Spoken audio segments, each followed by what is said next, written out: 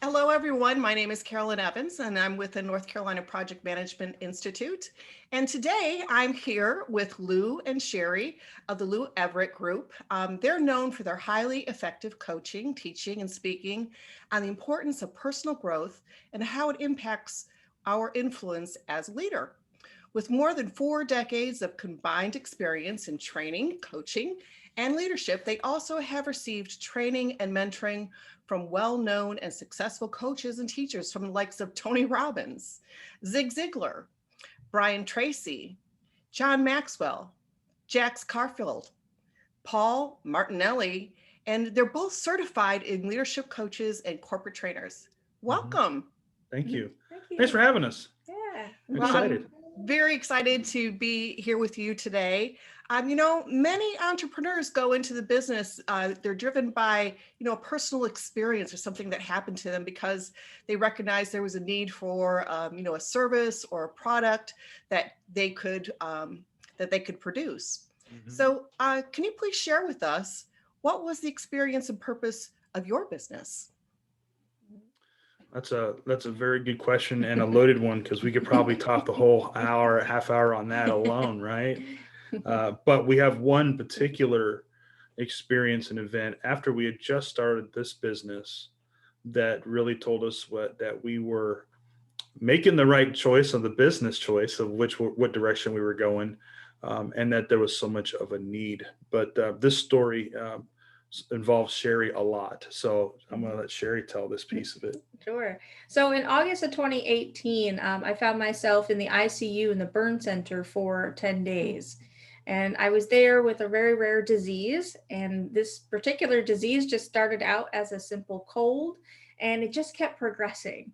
And it did not get any better. Mm. So when we did go to the hospital, the good doctors, thankfully over at UNC in here in North Carolina, they were able to diagnose with this particular rare disease that anybody can get. Hmm. But with that, it was just kind of dealing with the symptoms. But with that, I was able to survive with very minimal damages. Now, the reason we share that story is because prior to this dire situation, is that I was actually working in a very high stressful, high crash and burn type of environment, work environment Hmm. that turned out to be really toxic. And this was actually eroded over time. It Hmm. wasn't like all of a sudden. And it was to a point where there was these expectations of working 70 plus hours a week and even verbal abuse. And quite frankly, nobody needs to take that. Oh, Now, I I agree take with you. accountability for my circumstances, working so hard, Hmm. of course, but like I mentioned, the expectations and verbal abuse, Hmm. no one needs to take that. So it really turned into, because of that crash and burn and a stress and this toxic work culture that turned it into such a dire situation. Hmm. And the more that we share this story out, there's more folks that either they have gone something similar, that not maybe that tire but something similar, or they know somebody else.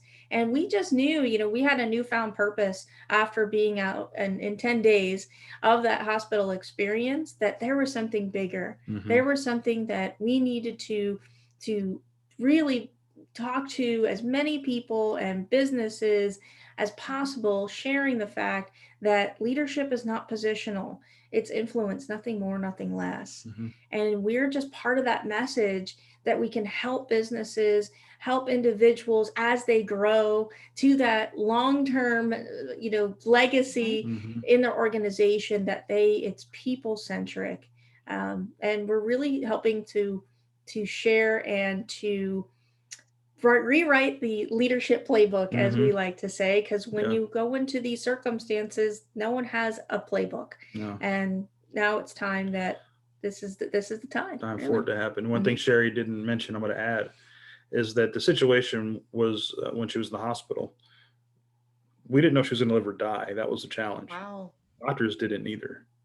They couldn't tell us, me really, because Sherri was medicated heavily, but couldn't tell us if she was going to survive this, whether she could have come out blind because of the fact that what happened was this disease began to attack all of her mucous membranes in her body.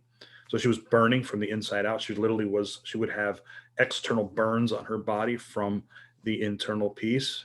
Her eyes were so it was that dire, all because starting off with a cold, but because of the toxic work environment. And this was confirmed by the doctors that they confirmed and said that must have been what had caused it to get so bad. I think stress can manifest itself in many different ways Mm-hmm. and bring up genetic issues that you may Sure. not even be aware of. Well, you look beautiful. It looks like that you've recovered very well from that. Yeah. Um, the pandemic right now, it's changed everything. Yeah. This year, many organizations have had to kind of rethink the way that they're doing business. And many companies, they haven't made it. How has this past year changed your business and the concerns of your clients? And what are some of the, also, I got a second part to that question. Yeah. And what are some of the leadership qualities that a project manager, someone who's in the profession, should be focused on post-COVID?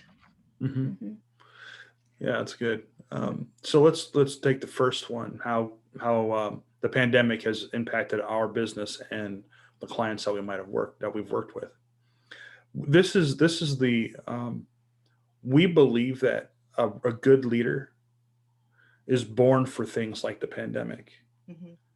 Okay, we are trained and we go through all of our experiences as a leader for that moment. Just like a surgeon, right, who is specialized, whether it's in brain surgery or heart surgery, they were trained for the moment of something like something catastrophic, and so they're ready to go when that time happens. Sherri and I were trained for that moment, and we've surrounded ourselves with so many solid, strong mentors and coaches that we use for us, because we have coaches too. That gave us the guidance right in the beginning of the pandemic, saying, we've got to do what we've got to do to make sure that we're giving and adding value to people during these difficult times, so they can have someone and have people to rely upon as leaders. Because the reality of it is, Carolyn, we're in a leadership deficit in this country and in this world. Not just I'm not talking government alone. I'm talking down to corporate and to companies.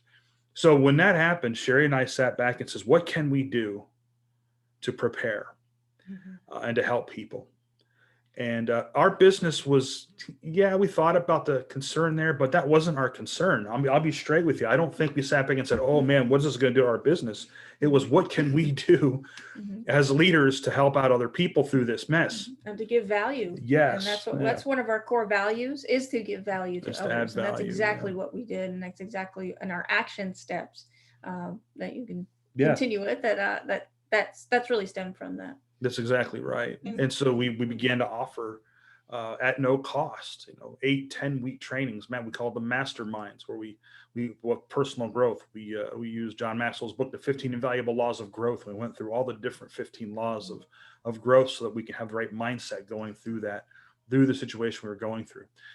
We offered free webinars, no cost.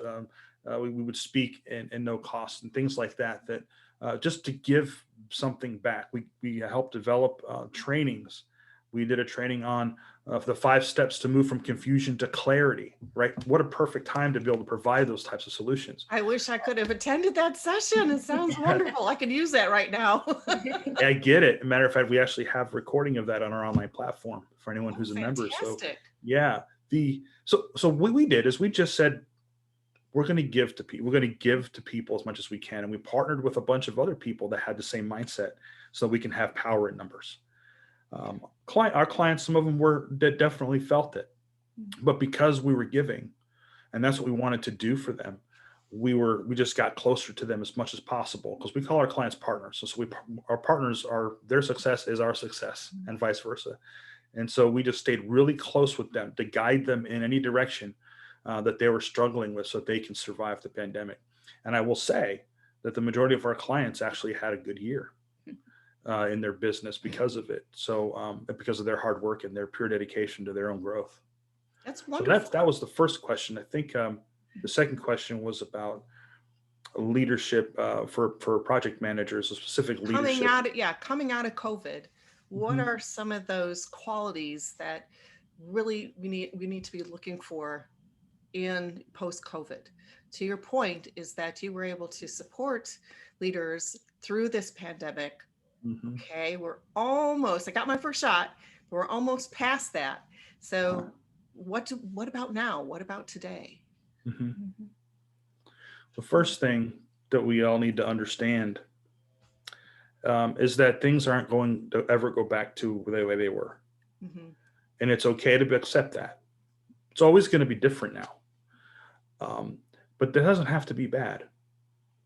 So they're going to be different. So just be okay with that, right? Make an agreement with your higher power, wherever you believe in, that you're going to live another year of life, right? We all believe that, and that we make this year a year of your making, that you created, and because when you develop yourself as a leader, you then can begin developing other people. But you can't do that if you don't start with you, right? That's the number one first step in any leader, is it starts with you and ends with you. So make an agreement. That's number one. Make an agreement with whomever your higher power, whatever you believe in, God or whomever it is, that you're gonna live another year of life, and it's going to be a year of your making, that you're going to create it. That's number one. I'm going to give you some good golden nuggets here, Carolyn. You ready for this? Sounds good. Okay. The second one, number two, take an inventory of who you are Mhm. and what it is that your empowered future looks like and feels like. Now I'm talking taking an inventory of who you are. That's a big word, right? Mhm. Digging deep. I remember I tell the story a little bit when I worked in you did this too when you worked in years ago in the antique store, collectible store. Yeah. But when All you're by hand. all by hand, when you were in retail, right? You're taking inventory. At least when I did it, I worked at Strawberry's Music. It was one place I worked at years ago when I was like 18. One of my very first management roles, by the way, and I was terrible at it, but that's how I've learned over the years. But That's how you learn. that's how you learn, right? But we had to take an inventory of all the items and make sure that what we said we did have, so that we didn't have a loss, right?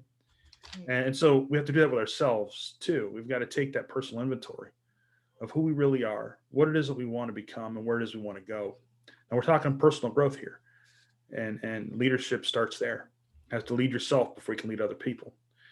That's number two. Number three, take an inventory of other people that you've allowed to speak into your life that are not in harmony with that empowered future. Hmm. If they're not in harmony with that empowered future, and you're still listening to that, and you're allowing this negativity, or allowing other people to hold you down. I'm them people, other things too, like the media, like things that we might listen to or read. What are you giving permission to speak into your life that's not in harmony with where you want to be? Take that inventory and make some changes. Okay. Mhm. And I got one more for you. Okay. What's And number then three? then there's one more. Step into your becoming. Step into your own becoming. What I mean by this is, when you become something, you step into it, right? You literally now are a part of it. Okay. So it's not about what you get, it's about what you can give. That's what becoming is. It's not what you're getting out of it; it's what you become out of it, right? And then those are big, major, deep things on a personal level that really begin your development as a person, then gives you the ability to see other people in a way that you can help develop them as well, which then turns you into a leader. So especially now, post pandemic, as we're moving through this, I in no way believe we're too close. We're not. I don't believe we're as close to being over with that as everyone believes. That's just my own personal opinion, though. So you can ignore my opinion, but because as leaders, we have to look past that and be futurist thinkers, right? And be able to be prepared for that. So post pandemic, focus on your personal growth. Pull those gaps together, because you can only give at the limit of your own growth, right? And also another too, who you surround yourself with, right? With Jim Rohn's quote, Yeah, it I always love comes that. up. Yep. You know, You're the average of you're the average of the people that you five spend people, the five yeah. people that you spend time with. Yep. And it's so true. You know, you maybe this is the first time your listeners are listening to that, but that is so dire. Mm-hmm. And really look at the people that you surround yourself with. Yep. Could be friends, could be family, and sometimes you need to prune things out a little bit. Mm-hmm. Just like a tree. I found out that roses need to be pruned before they can re-blossom. Yeah, not even just prune, I should cut almost all the way down in order for it. Yeah, it's right. You've got to do that. Yeah. And that's what we have to do as that personal development and that growth. You don't know what you don't know. And as leaders, and we say leaders, it could be a mom, a dad, Mm-hmm. It doesn't think that Yep. you as a leader as a title. Right. You use your influence. How are you going to use that, Mm-hmm. For the greater good? And you don't know what you don't know. So in order to blossom that out, we need to start to do that inventory and be careful, be intentional Mm-hmm. of who you are around and you want to grow with. Really, you want to grow and not to be in that comfort zone, which we can all talk about. Being in that comfort zone, not Stretch. much grows. Yeah. You really need to stretch. So it's so important. That's one of the things that during this time that I have really become more self-aware. Mm-hmm. And part of my personal growth is just understanding and setting parameters, as you're mentioning, with relationships, family, friends, work, so that I can try to find that balance. Because when the pandemic hit, I was all over the place. I was in there fixing up my house. I had 3 or 4 projects going on in the house. I was on the internet studying all these courses and just trying to get used to new tools. And it was too much. Yeah. I went on overload. And so now as we go into year 2 of where we're at today with the pandemic, and though we are seeing some sunshine at the end of the tunnel, I think that's what what am I looking at, who I am inside and understanding that. So I think that inventory and, starting with self is so important. Yeah. And, we've had a lot of time to spend with family in isolation.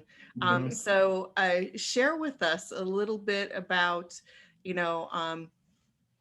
in this building your business. You are husband and wife. Let alone this pandemic sometimes is challenging. What's it like being in business together? and now, with everything happening. Yeah, no, that's a really good question. And a lot of folks ask that because, when they look at their relationships are like, I can't be with my spouse. I can't work with them. I can't work with them like that. And that's okay. It's not for everyone. I tried business twice with my spouse and nope. Yeah. We figured it out real quick. It didn't work for us. So it's I'm happy to see that the two of you seem to be thriving. Yeah, we're and it's because, well, we would say, well, we survived the pandemic, right? And I think that that seems to be a big focus. Sherri and I are very futurist thinkers, so we know the pandemic's here. We follow the guidelines we got to follow to make sure everyone's safe around us, but that's not our focus. Our focus has been adding that value, and our mission is to transform today's leaders. That's been our focus. So we haven't ignored it, but we are focusing on what's important, that we can change. Things we can't change, you can't change, right? But Sherri and I can survive a pandemic probably worse than when we went through. And the reason I say that is Sherri and I started our first business together in 2005. Oh, wow. Now, mind you, we had met 4 months later, moved in together, and started this business, 2005. That's amazing. Not recommended. Not recommended. We succeeded. We learned a lot from each other, about each other. We used our strengths and our weaknesses, and we survived that. And we've been now together for over 15 years. And so if we can survive that, we can survive a pandemic together. But Sherri and I there's things that Sherri's really good at and loves to do in the business that frankly I hate doing, and I'm not that good at it, and vice versa. And going through things for us to identify and determine that helps us also to do that in our personal life, as in our relationship, right? And we're really good at holding each other accountable, and we don't allow business to impact our marriage life in a negative way. Because if it wasn't for our positive, strong marriage, we wouldn't have a positive, strong business. Well, it starts there.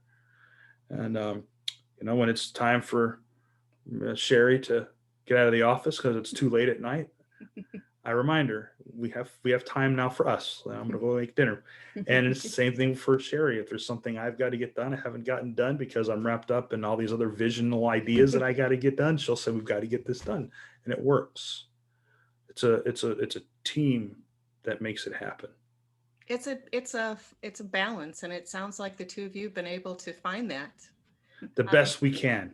We all get unbalanced occasionally, right? It's about helping each other get back on the balance train. Well, I'd like to change up. Let's talk a little bit more about some leadership aspects. I know that as project managers, we're often called project leaders. Mm-hmm. And there are certain expectations from stakeholders that some are spoken, some are unspoken. Yeah. And some leadership qualities come naturally, and some behaviors can be learned. And there are a lot of resources that are out there through our PMI organization. What tips or advice would you give a new leader in a new role? In a new role? Okay.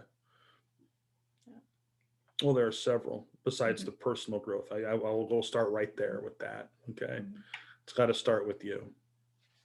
If you realize you're not that great in communication, better sharpen those skills. Okay. Because you can't, think about it as a project manager, project leader. I mean, you're not only running and managing a project, you've got other people involved that you have to direct without necessarily being their boss. And so it becomes more of a connecting with these people, not directing them or managing them, right? So you almost have to do it in a way that gives the respect, but also directs them in the right way without them feeling like you're trying to manage them. So it's a very interesting balance in a project leader perspective, but there's always people involved. So it's people first focus. You have to have, and that's really any leader, right? Project leaders as well, but it's people focus. You have a bottom line. Let's get real, okay? Project management, project leaders have a project scope. They got to make sure it falls within the scope. If it goes out of budget, I mean, there's a lot of things you got to concern yourself with. But ultimately, what drives that train and that project are people. And if you got to be connected with those people. So connection, communication, connection. Those are two big ones for new managers. I would think that to know your style of communication, because once you find out your own style of communication, then you can learn and know how to communicate to the other styles of communication. We all are familiar with some type of assessment such as DISC, or there's a Myers-Briggs out there. I mean, there's different variations, but the core is just about the same. We are specialized in one in particular that is specifically on the style of communication. So if somebody is very detail oriented, that as a leader, it's their responsibility to make sure that they communicate that language and that style to them versus, say, a high level person that just wants the facts. Like, just give me the facts. I don't want to get caught up in the details. That's how someone that's detailed, someone that's high level can clash. And how often does that happen? Quite frequently. And, then there's this angst. Yeah. As my sister said to one of her friends, my sister Carolyn is not terse. I was okay. But and that is what I find. What you're talking about is that I have some stakeholders that they want just the facts, to the point, nothing else. Yep, bullet points. Don't give me big paragraphs here, right? And it's true. It's understanding the style. It depends. I found also that how I communicate and connect with people from the North versus the South That's right. is very different. And that There was is. something that I had to learn. And Mhm. building those relationships and making that connection is extremely important. I agree with you. 100%. Yeah. Mhm. Knowing that style and how you communicate, but also knowing this, being able to identify what the style is of the other person you're working with and connecting with, right? And to adapt, really, And be able to to adapt to adapt that. that. Yeah. Good connectors are chameleons, Yeah. not in a shady way, in a way that actually benefits the relationship. Okay. And you can adjust and match the person based on their, not just their body language and tonality, which is very important too, but what are they looking for information? Are they, how do they assimilate that information? I can have a conversation like we're having here right now, and then in an hour, I can have a conversation with a client who is a very direct, to the point executive, and my connection with that person, the way I communicate with them, is very different than I'm communicating with you right now, and it's because it connects with the person to add value to them. You can't have success without that, right? So those are big things there. Now there's other things on the leadership side, gearing it more towards the project leadership here, but there are other things on the leadership perspective we really have to look at too, for to develop. If you're a new leader in a position, as a positional leader, where you've been promoted, now it's a matter of, okay, the first thing is, who can you connect with that you know of that can help mentor you and coach you? That's number one, because again, it's all about you. It Find starts a with you as a mentor. leader. That's Mhm. right. And it ends with you as a leader. If you've got to get that support, and you've got to get that mentorship and that coaching.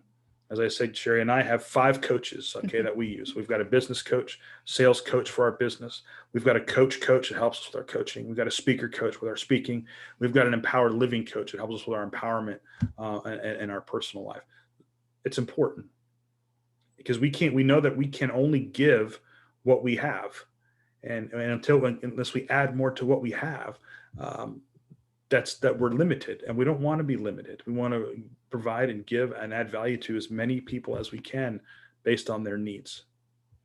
And this brings right back to that personal growth that you were talking about, is starting with yourself. A leader Hmm. needs to take a really good look in the mirror and Yeah. say, who am I?